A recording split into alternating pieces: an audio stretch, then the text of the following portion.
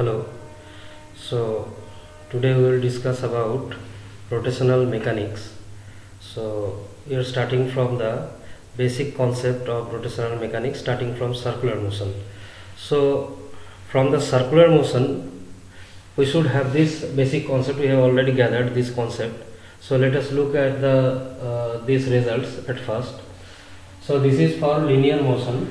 So these are the parameters of linear motion and these are the parameters of circular motion, and this is the relation between the linear motion and the circular motion between these two parameters.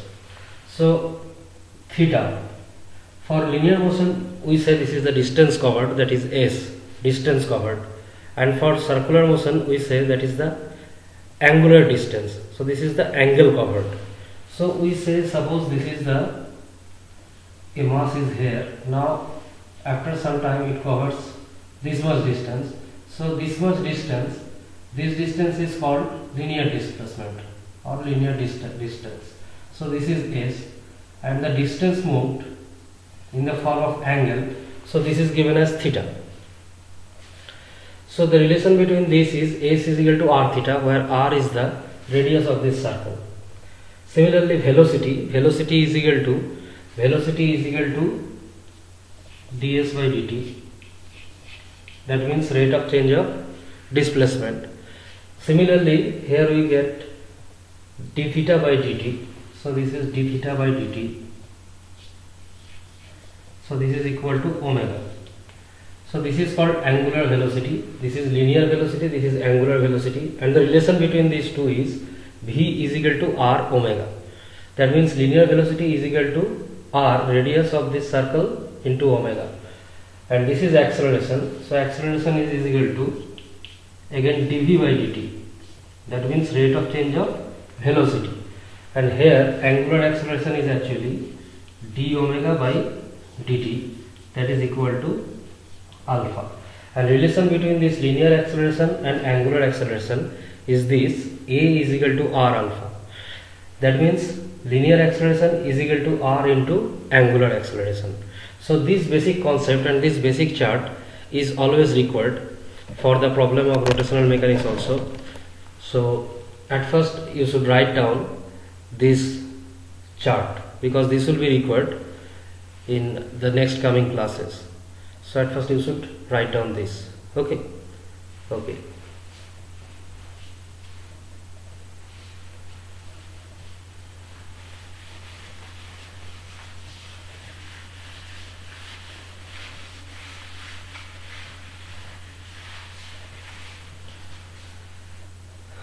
Now all the formulas, that is, we have already learned for Newtonian's motion. So same formula can be applied for rotational mechanics also. Like we have learned this, that v is equal to u plus at, or maybe u minus at.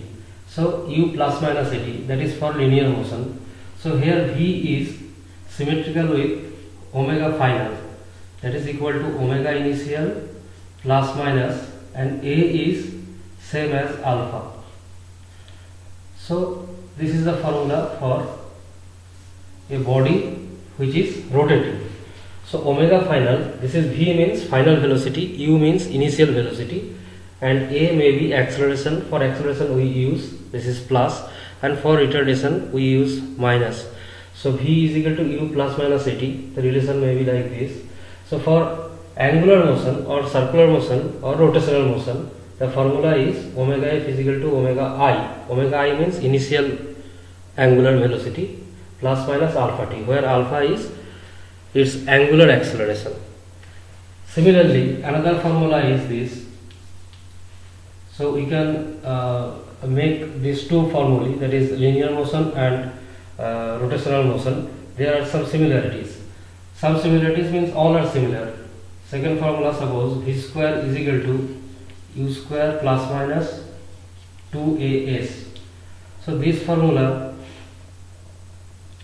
will be in this form: omega final square is equal to omega initial square plus minus 2 alpha theta.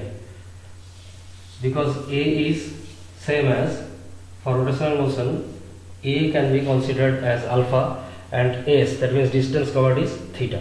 So this is another formula. And the third is s is equal to ut plus minus half at square. So for this, for rotational motion, this will be theta is equal to omega initial into t plus minus half alpha t square. So this is for rotational motion. So these three formulae can be used for a body which is rotating in a circular path, or a body which is moving about an axis. So these three formulae can be used for this. Now we will discuss about this formulae, how to apply this formulae in the problems. That we will discuss in the problem section. So now just I am writing the formulae, so you should note down this formulae. These are applicable formulae for rotational mechanics.